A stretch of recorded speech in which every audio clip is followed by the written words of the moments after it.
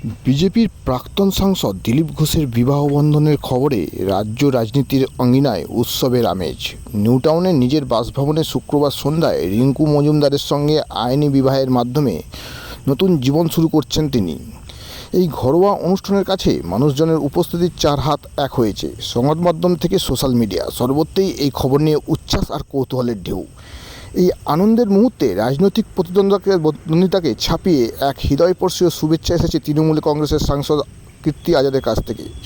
2024 লোকসভা নির্বাচনের বর্ধমান দুর্গাপুরের কেন্দ্রে দিলীপ ঘোষের সঙ্গে প্রতিদ্বন্দ্বিতা করেছিলেন কীর্তি। তবু রাজনীতির দেওয়াল ভেঙে বন্ধুত্বের সুরে তিনি দিলীপকে শুভকামনা জানিয়েছেন একটি গানের মাধ্যমে। তিনি নবদম্পতির সুখময় বৈবাহিক জীবনের জন্য আন্তরিক প্রার্থনাও করেছেন। কীর্তির এই উষ্ণ অভিনন্দন রাজনৈতিক মহলে মানবিকতা তার এক অনন্য নজির স্থাপন করেছেন। দিলীপ ঘোষের বিবাহ নিয়ে যেমন আলোচনা, তেমনি রয়েছে শুভেচ্ছার বন্যা। বিজেপির রাজ্য সভাপতি সুকান্ত মজুমদার, লকেট চট্টোপাধ্যায়ের মতো নেতারাও তার বাড়িতে গিয়ে ফুল ও উপহার দিয়ে শুভেচ্ছা জানিয়েছে। এমনকি মুখ্যমন্ত্রী মমতা বন্দ্যোপাধ্যায়ও ফুল, মিষ্টি ও কার্ড পাঠিয়ে নবদম্পতিকে শুভকামনা জানিয়েছে। তৃণমূল নেতা কুণাল ঘোষও এক্স হ্যান্ডেলে লিখেছেন দিলীপ ঘোষকে ব্যক্তিগত শুভেচ্ছা। এর মধ্যে রাজনীতি খুঁজবেন না। গ্রামাঞ্চল শিল্পাঞ্চলের খবর, ব্যুরো রিপোর্ট।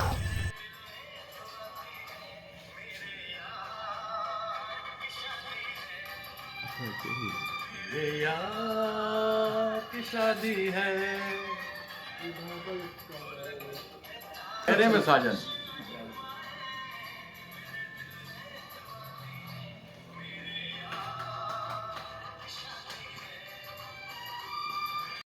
ये हमको तो बड़ी प्रसन्नता है और दिलीप भाई को और भाभी भौदी दोनों को बहुत बहुत लंबे अच्छे मंगलमय वैवाहिक जीवन के लिए हम हार्दिक शुभकामना देते हैं।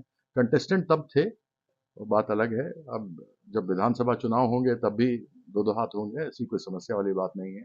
लेकिन हमको बड़ी प्रसन्नता है कि वह परिणय सूत्र में बंधने के लिए जा रहे हैं और मैं आशा करता हूँ कि अब वह जय सिया राम बोलेंगे।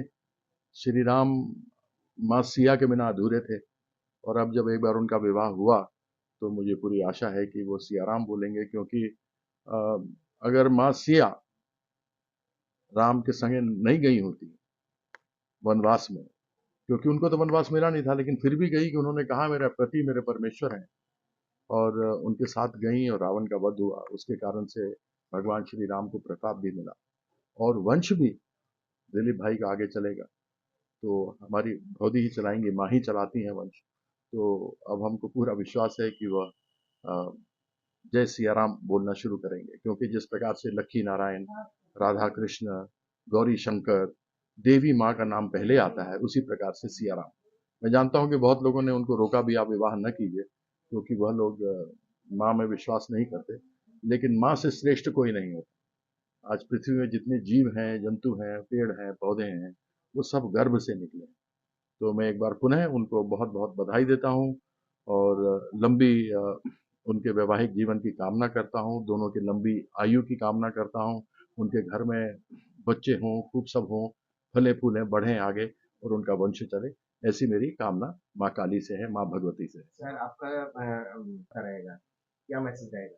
मेरी तरफ से मैसेज यही रहेगा कि देखिए, राजनीतिक प्रतिद्वंदी हैं, वह हमारी आपस में चलती रहेगी, लेकिन व्यक्तिगत रूप से जब किसी का वैवाहिक मंगल कार्य होता है तो एक चीज का ध्यान रखिएगा, जब किसी व्यक्ति का उपनयन, जनेऊ समारोह होता है, तो उसके लिए वह बहुत महत्वपूर्ण होता है, क्योंकि वह संपूर्ण बनता है।